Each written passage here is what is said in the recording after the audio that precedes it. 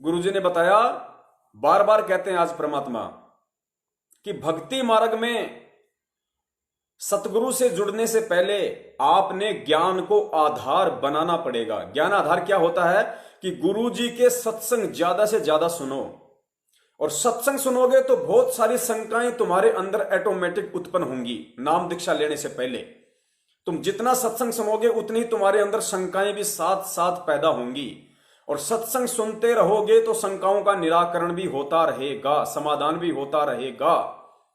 तो जब तक तुम्हारे अंदर सत्संग सुन सुन के, क्योंकि ये ज्ञान दुनिया से विपरीत है, दुनिया की साधनाओं से सत्संगों से विपरीत है, दुनिया की परंपरागत जो है रीति रिवाज और कुरीतियों से भिन्न है, तो जगह जगह पे शंकाएं उत्पन्न होना जाहिर सी बात है।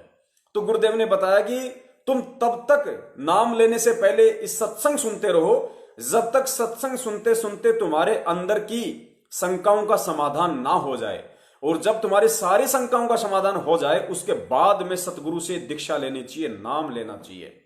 और एक बार यदि सतगुरु से दीक्षा ले ली, सतगुरु से नाम ले लिया, उसके बाद में आपको अपने गुरुदेव की किसी भी भक्ति क्रिया पे, गुरुदेव की किसी भी करनी पे और भक्ति मार्ग की किसी भी बात पे आपको जरा सी भी शंका नहीं होनी चाहिए।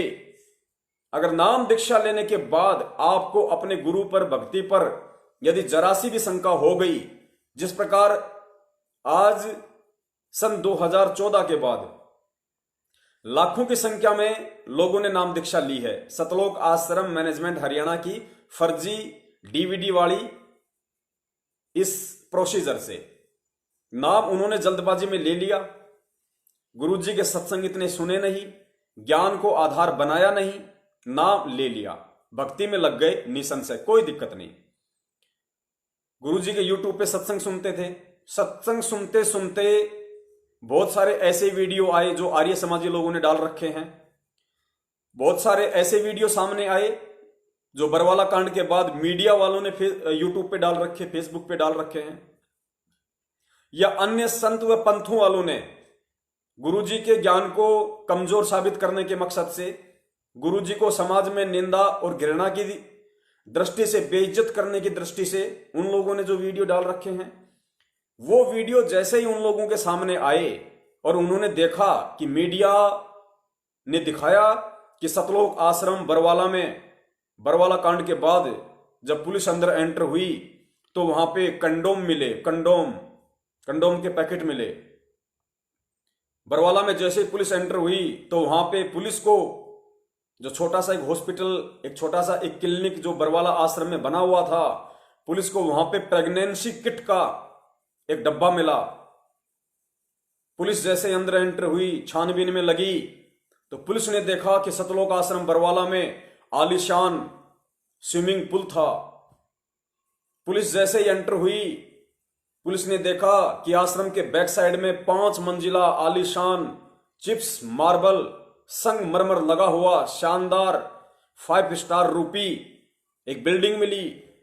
बिल्डिंग में आधुनिक उपकरण, थिएटर, बड़ी बड़ी एलसीडी, संत रामपाल जी महाराज जी के बाथरूम में एसी, लेटेस्ट टेक्नोलॉजी युक्त अन्य उपकरण और कुछ हथियार मिले। तो इन सब बातों से वो भगत तुरंत शंकाओं में आ जाएगा, तुरंत। क्यों? क्योंकि वो भगत नाम दीक्षा से पहले गुरुजी के सत्संग ना सुन पाने की वजह से वो अपनी शंकाओं का समाधान नहीं कर पाया था। और नाम दीक्षा के बाद में ये दास गारंटी के साथ बोल सकता है कि सतलोक आश्रम मैनेजमेंट हरियाणा कहता है कि हमने 6 लाख लोगों को नाम दीक्षा दिलवा दी।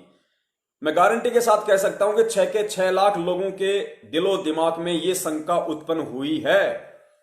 और परमेश्वर का भक्ति विधान क्या कहता है, भक्ति मार्ग क्या कहता है कि नाम दीक्षा के बाद यदि अपने सतगुरु की किसी भी क्रिया पे, भक्ति मार्ग पे यदि आपको जरा सा भी शंका हुई, उसी दिन से आप भक्ति मार्ग से अलग हो जाओगे।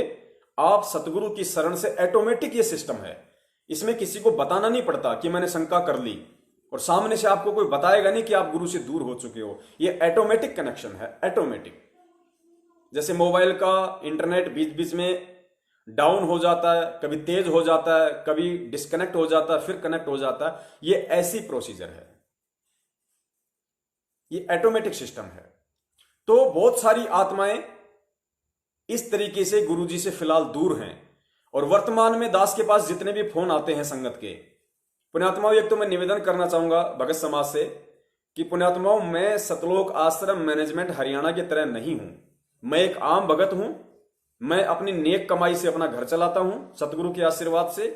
इसलिए मुझे 8 से 10 घंटे मार्केट में रोजी रोटी के लिए काम भी करना पड़ता है। और जिस वक्त मैं रोजी रोटी पे होता हूं, मैं आपका फोन जानबूझ के नहीं उठाता। उसके बाद मुझे 2 से 3 घंटे का टाइम मिलता है 5 दिन, सोमवार से शुक्रवार का। तो उस 2 से 3 घंटे में मैं सिर्फ 5 से 7 भक्तों का ही फोन अटेंड कर पाता हूं। यदि किसी भगत का फोन आया, आप जी देखते हैं वीडियो कितने लंबे लंबे बन जाते हैं बातचीत के, 1-1 घंटे बातचीत होती है, आधा-आधा घंटे बातचीत होती है। पुण्यात्माओं, यदि उन आत्माओं का सही से शंका निवारण नहीं किया जाएगा तो क्या फायदा फिर हमारे शंका समाधान एपिसोड चलाने का। फिर तो सतलोक आश्रम मैनेजमेंट हरियाणा ही ठीक है, जो 1 से 1.5 मिनट में जो बोलना होता है बोल देता, काट के फोन साइड में हो जाता है। नहीं, यदि किसी ने शंका के लिए फोन किया है तो हमारा यह अधिकार है, हमारा यह कर्तव्य है, यह हमारा फर्ज है कि हम सतगुरु देव जी के द्वारा दिए गए ज्ञान आधार से उस भगत भाई बहन की हर संभव ज्ञान आधारित शंका का समाधान करें। वो आत्म संतुष्ट होना चाहिए कि हां, जो मेरे अंदर शंका थी वो पूरी तरह से निकल चुकी है, वरना धिक्कार है उस भगत को शंका समाधान करने को लेकर। इसलिए दास के पास इतना समय नहीं हो पाता। बहुत सारे भगत भाई सोचते होंगे कि पवन भगत जी फोन नहीं उठाते। पुण्यात्माओं, 400 से 500 फोन दिन में आते हैं, दास नहीं उठा पाता। मुझे भी बड़ा दुख होता है, लेकिन क्या करूं, धंधे की जगह धंधा है, भक्ति की जगह भक्ति है। फिर भी कोशिश कर लेता हूं, 2-4 के उठा लेता हूं, लेकिन वहां उस तरीके से वो बातचीत नहीं हो पाती क्योंकि बीच में कस्टमर आ जाता है। अब 2 तरफ ध्यान डाइवर्ट हो जाता है, तो ना तो कस्टमर को ढंग से हैंडल कर पाएंगे, ना भगत को ढंग से संतुष्ट कर पाएंगे। इसलिए दास के पास इतना समय नहीं होता है। इसीलिए दास जितने भी भगत भाइयों से बातचीत हो पाती है, और मुझे लगता है कि ये बात बहुत इंपॉर्टेंट है, इस एक वीडियो से हजारों भक्तों की शंकाओं का समाधान होगा। इस आधार से दास उस वीडियो को यूट्यूब पर, फेसबुक पे डाल देता है। तो मैं निवेदन करूंगा आप जी ज्यादा से ज्यादा वीडियो देखें, ताकि वीडियो के माध्यम से ही आप जी को सारी स्थिति का पता चल सके, और दास को भी भक्ति के लिए और लाइव शंका समाधान के लिए और अपने काम धंधे के लिए समय मिल सके। तो पुण्यात्माओं, बरवाला कांड के बाद ढंग से ज्ञान को ना समझ पाने के कारण, जल्दबाजी में नाम दीक्षा लेने के चलते 99% लोगों को जिन्होंने नाम दीक्षा ली है 2014 के बाद, उनको अपने गुरुदेव के ऊपर, उनकी क्रिया के ऊपर या आश्रम और भक्ति के ऊपर शंका हुई है। तो जाहिर सी बात है वो परमेश्वर से दूर हुए हैं, क्योंकि ये विधान है भक्ति का। बाद में उन्होंने अपनी शंका का जैसे भी समाधान किया हो या परमात्मा से क्षमा याचना की हो, वो उनका और परमात्मा के बीच का मैटर है।